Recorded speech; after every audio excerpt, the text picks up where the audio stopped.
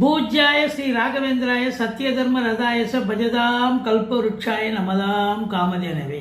நாளென் செய்யும் வினிதானென் செய்யும் என்னை நாடி வந்த கோலென் செய்யும் கொடுங்கூற்று என் செய்யும் குமரேசர் இரு தாளும் சிலம்பும் சதங்கையும் தண்டையும் சண்முகம் தோளும் கடம்பும் எனக்கு முன்னே வந்து தோன்றினே. ஓம் அனுமந்தாய வித்மகே வாயு புத்திராய தீமகே தந்தனோ மாருதி பிரச்சோத்யார். பட்டீஸ்வரம் ஸ்ரீ விஷ்ணு துர்கையே போற்றி.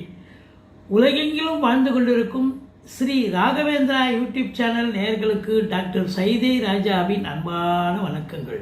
நாம் இப்பொழுது இந்த எபிசோடில் ஒரு வித்தியாசமான தலைப்பு பற்றி நம்ம பேச போகிறோங்க. அதாவது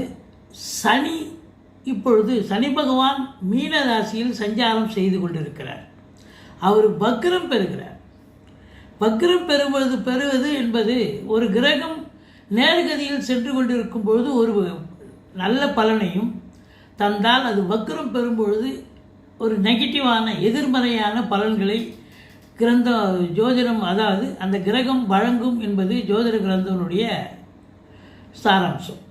இப்போ சனி பகவான் பொறுத்தவரையிலையும் எந்த ஒரு கிரகமும் வக்ரம் அடையுது அப்படின்னா, அதாவது ராகு கேதுக்கள் வக்ரமான கிரகங்கள், சூரியன் சனிக்கு வக்ரம் கிடையாது. அப்போ மீதி இருக்கிற அனைத்து 4 கிரகங்களை தவிர எல்லாத்துக்கும் வக்ரம். அதாவது புதன், சுக்கிரன், குரு, இந்த சனி பகவான் பார்த்திங்கன்னா இவங்களுக்கெல்லாம் அதாவது முக்கூட்டு கிரகங்களில் சூரியனை வச்சு தான் நம்ம இது பண்ணுறோம். இப்போ புதன், சுக்கிரன், குரு பகவான், சனி பகவான், இவங்களை செவ்வாய், இந்த 5 கிரகங்களுக்கும் வக்ரம் பெறுவது இயல்பாக இருக்கிறது. ஒரு கிரகம் எப்போ வக்ரம் பெறும் அப்படின்னு பார்த்தீங்கன்னா, எந்த ஒரு கிரகத்துக்கும் கோச்சார ரீதியாக 5ஆம் இடத்தில், 6ஆம் இடத்தில், 7ஆம் இடத்தில், 8ஆம் இடத்தில், 9ஆம் இடத்தில் சூரியன் சஞ்சாரம் செய்யும் பொழுது அந்த ராசிக்கு 5வது அந்த கிரகத்துக்கு நிற்கிற இடத்துலேருந்து 5வது ராசியில் சூரியன் 5, 6, 7, 8, 9 ஆகிய இடங்களுக்கு வரும் பொழுது கிரகங்கள் வக்ரம் பெறுவது இயல்பான ஒன்றாக அமைகிறது. அதாவது குறிப்பாக பார்த்தீங்கன்னா சனி பெயர்ச்சின்னு சொன்னாலே ஜனங்களுக்கு கொஞ்சம் அலர்ஜி தான், பயப்படுறோம், ஒரு பயம் ஏற்பட்டு விடுகிறது. அதுவே சனி பெயர்ச்சி, அதுவும் சனி வக்ர பயிற்சின்னா இன்னும் புரியல. அதாவது ஒரு கிரகம் தான் நின்ற இடத்துல இருந்து வக்ரம் பெறுகிறது என்று சொன்னால் பின்னோக்கி செல்வதாக ஒரு ஐதீகம். சில நேரங்களில் அது அந்த ராசியில், இப்போ மீன ராசியில் சனி சஞ்சாரம் செய்கிறாருன்னா பின்னோக்கி கும்பத்து வரையும் கூட சஞ்சாரம் செஞ்சு பலனை தர்றதை நம்ம பார்த்துட்ருக்கோம். ஆனால் இந்த தடவை மீன ராசியில் மட்டுமே பின்னோக்கி சென்று மீன ராசியில் மட்டுமே சனி பகவான் சஞ்சாரம் செய்கிறார். அதுவும் பார்த்திங்கன்னா ஜூலை 13ஆம் தேதி முதல் சனி பகவான் வக்ரம் பெறுகிறார். அது நவம்பர் 27 வரைக்கும் வக்ரம் நிலையில் தான் இருப்பார். நவம்பர் 28 சனி பகவான் வக்ர நிவர்த்தி பெறுகிறார். மொத்தத்தில் பார்த்தீங்கன்னா ஒரு 138 நாள் சனி வக்ரம் ஆகிறார். அப்போ சனி வக்ரம் அடைகிறார் என்று சொன்னால், அப்போது ஒவ்வொரு ராசிக்கும் எப்பேற்பட்ட பலனை வழங்கப் போகிறார் என்பதை பார்க்கலாம் வாங்க. அதாவது சனி பகவான் பொறுத்தவரையிலையும் 3, 6, 11 ஆகிய இடங்களுக்கு வரும் பொழுது சூப்பரான பலன்களை வாரி வழங்குவார்னு ஜோதிட கிரந்தம் சொல்கிறது. அப்போது ஒரு ராசிக்கு 3ஆம் இடம் அப்படின்னும்போது, இப்போ 3, 6, 11 இயங்கிட்டு இருக்கிறதா வைங்க. அப்போ அது இப்போது வக்ரம் அடைகிறதுன்னு சொன்னால் அருமையான பலனை தந்தவர் திடீர்னு பார்த்தீங்கன்னா நெகட்டிவாக பலனை கொடுப்பார். சனி பகவான் கெடு பலனை வழங்கி கொண்டிருக்கிறார். எதுவும் வீடு கட்ட முடியல, ஒரு தொழில் வேலை வாய்ப்பு கிடைக்கல, இப்படி எல்லாத்துக்கும் முயற்சி பண்ணிட்டுருக்கீங்க, முயற்சி தோல்வி அடையுது அப்படின்னாக்கா, இப்போ இந்த சனி வக்ரம் அடைகிற காலத்தில் பார்த்தீங்கன்னா இந்த 138 நாளில் திடீர்னு ஒரு சக்ஸஸ் அருமையாக இருக்கும். சில ராசிகளுக்கு அருமையாக நல்ல பலனை வாரி வழங்கக்கூடிய ஒரு மின்னல் மாதிரின்னு சொல்லுவாங்க இல்லையா, அதுபோல் இந்த காலகட்டங்கள் திடுதுப்புன்னு நல்லது நடக்குதியா அப்படின்னு சொல்லுவாங்க. அப்படி இந்த சனி பகவான் பொறுத்தவரையிலையும் ஒரு ராசியில் 2.5 வருஷம் இருப்பார். இந்த 2.5 வருஷத்தில் இப்போ அவர் கோச்சார ரீதியாக சூரியன் இப்போ கடகத்துக்கு போயிட்டுருக்கார். கடகம் 5ஆம் இடம், 6ஆம் இடம் சிம்மம், 7ஆம் இடம் கன்னி, 8ஆம் இடம் துலாம், 9ஆம் இடம் விருச்சிகம், விருச்சிகம் வரைக்கும் சூரியன் செல்கிற காலம் நவம்பர், அதாவது 28ஆம் தேதி வரைக்கும் இந்த சனி பகவான் வக்ரகதியில் தான் இருப்பார். வக்ரகதியில் இருந்தால், எந்த ஒரு கிரகமும் வக்ரகதியில் இருந்தால் எதிர்மறையான பலனை கொடுக்கும். இது நாள் வரைக்கும் நல்லா போச்சுங்க. இப்போ பாருங்கள், தனுசுக்கு அர்த்தாஷ்டம சனி போயிட்டுருக்கு. அப்போ அவருக்கு பிரச்சனைகளை கொடுக்குதுன்னு சொன்னால், இப்போ வந்து ரிவர்ஸ் ஆகணுன்னே இந்த 138 நாளும் தனுசு ராசி அன்பர்களுக்கு ஒரு யோகமான காலமாக மாறுங்க. அதாவது கெடுபலன் நடக்கிறவங்களுக்கு நல்ல பலன் நடக்கும், நல்ல பலன் நடந்துகிட்டவங்களுக்கு கெடுபலனாக மாறும் இந்த 138 நாளும். அப்படி இந்த ஒவ்வொரு ராசிக்கும் இந்த சனி பகவான் எப்பேற்பட்ட பலனை வழங்கப் போகிறார் என்பதை மிக விரிவாக பார்க்கலாம் வாங்க. எங்கள் எபிசோடு வந்து ஸ்கிப் பண்ணாமல் பாருங்கள். ரொம்பவும், அதாவது எந்த அளவுக்கு நம்ம வந்து இதை, அதாவது எய்ம் ஹைன்னு சொல்லுவாங்க, அதுபோல் நம்ம வந்து ரொம்ப முயற்சி செய்து ரொம்ப பெஸ்ட்டாக கொடுக்குறோம். அந்த ப்ரெடிக்ஷனை வந்து தி பெஸ்ட்டு அப்படின்னு சொல்கிற அளவுக்கு கொடுக்குறோம். ஸ்கிப் பண்ணாமல் பாருங்கள். கண்டிப்பாக இது உங்களுக்கு பயனுள்ள பதிவாக இருக்கும். வாங்க ஒவ்வொரு ராசியாக பார்க்கலாம். மீனராசி அன்பர்களுக்கு வணக்கம். மீனராசி காலபுருஷனுக்கு 12வது ராசி. குரு பகவான் ஆட்சி பெறும் வீடு. இப்பொழுது மீனராசியினுடைய அதிபதியான குரு பகவான் மீனத்துக்கு 4ஆம் இடமான மிதுனத்தில் அமர்ந்திருக்கிறார். இப்போது மீனத்தில் சனி பகவான் இருக்கார். தலைப்பே அதுதாங்க. இப்போ சனி பகவான் மீனத்தில் இருக்கார். அவர் வக்ரகதியில் இருக்கார். ஜூலை 13ஆம் தேதி முதல் நவம்பர் 27 வரைக்கும் வக்ரகதியில் இருக்கார். பிறகு வக்ர நிவர்த்தி பெற்று நேர்கதியில் பயணம் செய்கிறார். இந்த மீன ராசியில் என்னென்ன நட்சத்திரங்கள் இருக்குது அப்படின்னு பார்த்தீங்கன்னா, பூரட்டாதி 4ஆம் பாதம், உத்திரட்டாதி 1, உத்திரட்டாதி 2, உத்திரட்டாதி 3, உத்திரட்டாதி 4, ரேவதி 1, ரேவதி 2, ரேவதி 3, ரேவதி 4, மொத்தம் 9 பாதங்கள் உள்ளடக்கியது. இந்த மீன ராசியில் பிறந்த அன்பர்களுக்கு இப்போ சனி பகவான் பொறுத்தவரையும் 7.5 சனி போயிட்டுருக்கு. சனி ராசியில் இருக்கார். அப்போ ஜென்ம சனி போயிட்டுருக்கு. இது நாள் வரைக்கும் விரயத்தில் இருந்தார். சனி கும்பத்தில் இருந்தார். இப்போது 29/3/2025 ஒரு சனி பயிற்சியாகி மீனத்துக்கு வந்துட்டார். ஜென்ம சனி. இப்போ இந்த சனி பகவான் வக்ரம் பெறுவதால் இந்த மீன ராசிக்கு எப்பேற்பட்ட பலன் வழங்கப் போகிறது என்பதை பார்க்கலாம் வாங்க. இந்த மீன ராசியை பொறுத்தவரையிலும் 7.5 சனி போயிட்டுருக்கு. 7.5 சனி அப்படின்னு சொன்னாலே உங்களுக்கு வந்து முதல்ல விரயச்சனி, 2வது ஜென்மச்சனி, அதுக்கு அடுத்தது பாதச்சனி. முதல்ல எப்போவுமே இந்த விரயச்சனியை ஜென்மச்சனியை கண்டிப்பாக பிரச்சனையை பண்ணும். 5 வருஷம், கடைசி 2.5 வருஷம் ஓரளவுக்கு நல்லது பண்ணிட்டு போகும். அப்போது இந்த சனி பகவான் மீனத்தில் இருந்தால் என்ன, கும்பத்தில் தான் இருந்தால் என்ன, ஒன்றும் பிரச்சனை, ஒரு பெரிய மாறுதல் ஒன்றும் இருக்காது.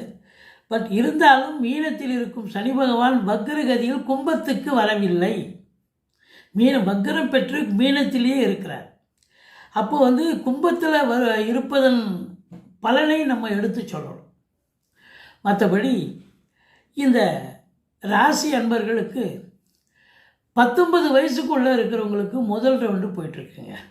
எப்போவுமே வந்து மீன ராசி அன்பர்களுக்கு ஃபஸ்ட் ரவுண்டு வந்து ஒஸ்ட் ரவுண்டுன்னு சொல்லணும். ஏன்னா முதல் 19 வயசுக்குள்ளே இருக்கிறவங்களுக்கு முதல் ரவுண்டு வந்ததுன்னா அதாவது பள்ளி படிப்பு இல்லை கல்லூரி ஜாயின் பண்ணுற ஒரு இதுவாக கூட இருக்கலாம். படிப்பில் வந்து நாட்டம் இருக்காது. படிப்பு தவிர மீதி எல்லாம் பண்ணுவாங்க.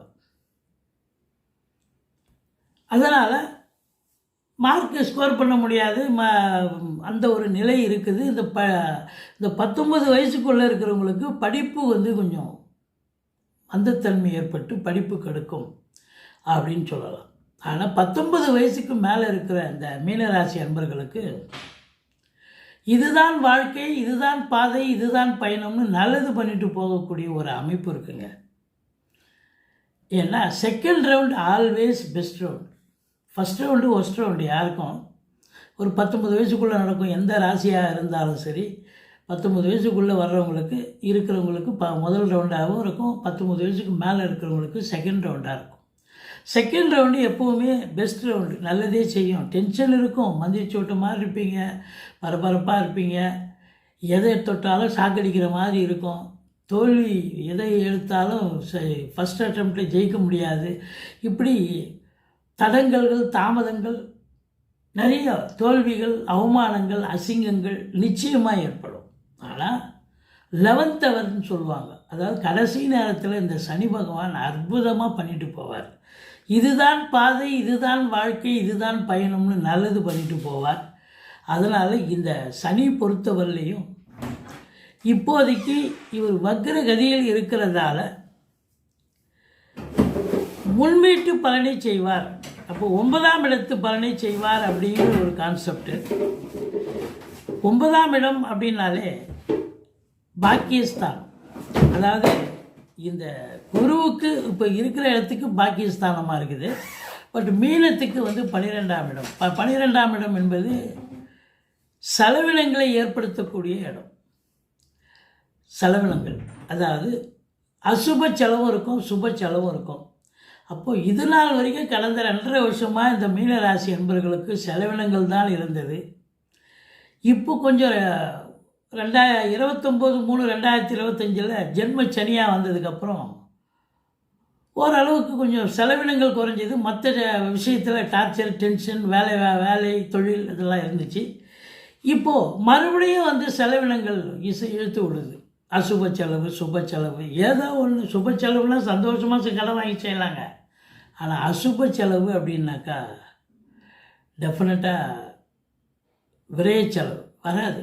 அதாவது ஆஸ்பத்திரி செலவு, மருத்துவ செலவு, இந்த வியாதிக்கான செலவுலாம் இந்த செலவு தான். எது எப்படி இருந்த போதிலும் உங்களுக்கு 12ஆம் இடத்துல ராகு பகவான் இருக்கார், அது குரு பார்வையில் இருக்கார். அதனால் வெளியூர் வெளிநாட்டு பயணம் அனுகூலத்தை தரும். இப்போ வெளிநாடு எஸ்கேப் ஆகிட்டீங்க, வெளிநாடு போயிட்டீங்க, வெளி மாநிலம் போயிட்டீங்க, அப்போ இந்த 7.5 சனி ஒன்றும் பண்ணாதுங்க. பிறந்த இடத்துல இருந்தால் தான் 7.5 சனி பிரச்சனையை பண்ணும். இப்போ உதாரணத்துக்கு நீங்கள் அங்கே சென்னையில் பிறந்துட்டு, நீங்கள் தமிழ்நாட்டில் பிறந்துட்டு வேறு எங்கேயா இருக்கலாம், பிறந்துட்டு நீங்கள் வெளிநாடு போயிட்டீங்க அப்படின்னு சொன்னால் இப்போ உங்களுக்கு இந்த 7.5 சனி ஒன்றும் பண்ணாது. 7.5 சனி மட்டுமல்ல, அர்த்தாஷ்டம சனி, அஷ்டம சனி இதெல்லாம் ஒன்றும் பண்ணாது. பிறந்த இடத்துல இருந்தால் தான் பிரச்சனையை பண்ணும். இடம் விட்டு இடம் மாறினால் வீரியம் குறைவு. வீரியம் இருக்கும், ஆனால் அந்தளவுக்கு விகிதாச்சாரம் குறையும் அப்படின்னு சொல்லணும். மொத்தத்தில் பார்க்கும் பொழுது இந்த ராசி அன்பர்களுக்கு விரயங்கள் அதிகமாகும். இந்த பூரட்டாதி, உத்திரட்டாதி, ரேவதி நட்சத்திரத்தில் பிறந்த அன்பர்களுக்கு விரய செலவுகள் ஏற்படும். அதையும் தாண்டி உங்களுக்கு தைரிய குறைவு ஏற்படும். தேவையில்லாத ஒரு மனோ பயம், அதாவது பீதின்னு சொல்லுவாங்க இல்லையா, பயத்தை உண்டு பண்ணணும். இப்படி ஆகிடுமோ, அப்படி ஆகிடுமோ அப்படின்னு தேவையில்லாத மன உளைச்சல், மனோபயம் ஏற்படும் அப்படின்னு சொல்லலாம். ஏன்னு சொன்னால் உங்களை பொறுத்தவரையிலையும் பார்த்தீங்கன்னாக்கா இந்த சனி பகவான் 3ஆம் இடத்தை பார்க்குறார் அப்படின்னும் பொழுது, 3ஆம் இடம் முயற்சி ஸ்தானம். முயற்சி எடுத்தாலும் ஃபஸ்ட் அட்டம்ப்ட்டு ஃபெயிலியர் ஆகும்னு சொன்னோம் 19 வயசுக்கு மேலே இருக்கிறவங்களுக்கு. 2வது, உடன் பிறந்தவர்கள் இளையவர்கள் இருந்தால் அவங்களுக்கும் உங்களுக்கும் கருத்து வேறுபாடு நிறைய வரும். கடன் காட்சிகள் இருக்கும், அந்த கடன் காட்சிகள் இருந்துக்கிட்டு இருக்கும். நம்ம மேற்கொண்டு கடனை வாங்கி நம்ம செலவு பண்ண வேண்டிய ஒரு நிர்பந்தத்தில் தள்ளப்படுகிறீர்கள் அப்படின்னு சொல்லணும். அப்போது செலவுகள் அதிகமாகுது, வீண் விரயங்கள் அதிகமாகுது. ஆனால் காசு எங்கேருந்தோ புரட்டி கொண்டாந்து அதை செலவு பண்ணித்தான் ஆகணும். அப்போ கடன் சுமை அதிகமாகிறது அப்படின்னு சொல்லணும். இந்த 7ஆம் இடத்தை சனி பார்ப்பதால் பார்த்தீங்கன்னா சென்றமிடமெல்லாம் வெறுப்புன்னு சொல்கிற அளவுக்கு நிச்சயமாக இருக்கும். சென்றமிடமெல்லாம் வெறுப்பு அப்படின்னாக்கா யாரை பார்த்தாலும் அவங்கள பார்த்த உடனே மூஞ்சி திருப்பிப்பாங்க. ரொம்ப நல்லா அவங்கக்கிட்ட பழகக்கூடியவர்கள், பேசக்கூடியவர்கள், இனிமையாக பழகக்கூடியவர்கள் இப்போ உங்களை பார்த்த உடனே மூஞ்சி ஒருவன் ஆகிடும். ஏன்னா சனி 7ஆம் இடத்தை பார்க்குறது சமூகத்தில் உங்களுக்கு ஒரு வரவேற்பு இருக்காது, ஒரு அவப்பெயர் இருக்கலாம், இல்லது உங்களை பார்த்த உடனே அவங்க முகத்தை திருப்பிக்கலாம். எல்லாருமே விரோதமாக மாறுவாங்க அப்படின்னு சொல்லணும். மற்றபடி 10ஆம் பார்வையாக சனி பகவான் 10ஆம் இடத்தை பார்த்தாலும் குரு பார்க்க கோடி நன்மை அப்படின்னு சொல்லணும். குரு பார்க்க கோடி நன்மை. அதனால் தொழில் ரீதியாக நீங்கள் அதிகப்படியான உழைப்பு தேவைப்படுமே ஒழிய நல்ல வருமானம் இருக்கும். இன்புட் இருக்குதுன்னு சொன்னால் அவுட்புட் கண்டிப்பாக கிடைக்கத்தானே கிடைக்கும். அப்போது உங்களுக்கு 10ஆம் இடத்தை சனி பார்க்க அதிகப்படியான உழைப்பு, கால விரயம் சொல்கிறத விட அதிகப்படியான அதான் லெபோரியஸ். நீங்கள் வேலை பார்க்குறீங்க, இன்புட் அதிகமாக போடுறீங்கன்னா அவுட்புட் கண்டிப்பாக கிடைக்கத்தான் போகுது. நல்ல லாபத்தை பார்க்க போகிறீங்க. ஸோ வருமானம் வரும், அதில் ஒன்றும் குறை கிடையாது. சந்தோஷமான காலங்கள். ஆனால் இந்த சனி பகவானை பொறுத்தவரையிலையும் உங்களுக்கு அவர் ஏற்கனவே மைனஸ் தான். இப்போ வக்ரமானது இன்னும் கொஞ்சம் அதிகப்படியான ஒரு மைனஸ் செலவினங்களை ஏற்படுத்துவார். ஆனால் ஒரே ஒரு விஷயம், நன்மை யாருக்கு நடக்கும் அப்படின்னு பார்த்தீங்கன்னா, யாருக்கு மீன ராசியில் பிறந்த அன்பர்களுக்கு சனி பிறப்பு ஜாதகத்தில் வக்ரமாக இருக்கிறாரோ அவர்களுக்கெல்லாம் யோகமான நேரம் அப்படின்னு சொல்லலாம். ஏன்னா அப்போ பிறப்பு ஜாதகத்தில் சனி வக்ரம், இப்போது கோச்சார ரீதியாகவும் சனி வக்ரமாக இருக்கிறதால பார்த்திங்கன்னா மைனஸ் இன்ட்டு மைனஸ் ப்ளஸ் அப்படின்னும் பொழுது உங்களுக்கு யோகமான பலன். இந்த 138 நாளும் மின்னல் மாதிரி எல்லாமே நல்லது நடந்துட்டு போகும். அப்படி நீங்களே ஆச்சரியப்படுவீங்க, எப்படிப்பா அதெல்லாம் நடந்தது. அதாவது முடிவுக்கு வராத விஷயங்கள் முடிவுக்கு வரும். நீங்கள் எதிர்பார்த்து இதெல்லாம் எங்கே நடக்க போகுதுன்னு எதிர்பார்த்து காத்திருப்பீங்க, அதெல்லாம் சக்ஸஸாக முடியும். இந்த 138 நாள் இந்த சனி யாருக்கெல்லாம் வக்ரமாக இருக்கோ, அது 12 ராசியாக இருக்கட்டும், நம்ம மீன ராசி பற்றி பேசுகிறோம். சனி வக்ரம் பெற்றிருந்தால் அவர்களுக்கு இந்த 138 நாளும் யோகமான காலம், நல்லது நடக்கும். ஒரு மின்னல் மாதிரி ஒரு நல்லது பண்ணிட்டு போவோம். அந்த 138 டேஸில் நடக்காத காரியங்கள் நடக்கும். பஞ்சாயத்து முடியாத பஞ்சாயத்து, கட்ட பஞ்சாயத்து முடியும். அதே நேரத்தில் பார்த்திங்கன்னா கோர்ட்டு கேஸு ஜவ்வு மாதிரி இழுத்துட்ருக்கோம். ஆனால் இப்போ பார்த்தா சட்டு போட்டு தீர்ப்பு கையில் நல்ல தீர்ப்பாக கைக்கு வரும், சாதகமாக இருக்கும். இதுதான் அங்கே இருக்கிற நிலைமை. மற்றபடி நீங்கள் வணங்க வேண்டிய தெய்வம் அப்படின்னு பார்க்கும்போது ஈஸ்வரனை வழிபாடு செய்யுங்கள், ஆஞ்சநேயரை போற்றுங்கள். சனீஸ்வர பகவானுக்கு சனிக்கிழமை தோறும் எள்ளெண்ணெய் தீபம் விட்டு வாருங்கள். ஏன்னா 7 சனி போயிட்டுருக்கு உங்களுக்கு. அதனால் மற்றபடி உங்களுக்கு இந்த மீன ராசியில் பிறந்த அன்பர்களுக்கு நிச்சயமாக இந்த சனி வக்ரம் பெற்றது, ஏற்கனவே 7 சனி, இன்னும் வக்ரம் பெற்றது உங்களுக்கு இன்னும் கூடுதலான ஒரு செலவினங்களை ஏற்படுத்தும், கூடுதலான மன உளைச்சலை ஏற்படுத்தும் என்று சொன்னால் மிகையாகாது. எங்களுடைய வீடியோ பிடிச்சிருந்தால் லைக் பண்ணுங்கள், ஷேர் பண்ணுங்கள், சப்ஸ்கிரைப் பண்ணுங்கள், மறக்காமல் சப்ஸ்கிரைப் பண்ணுங்கள். நன்றி, வாழ்க வளமுடன்.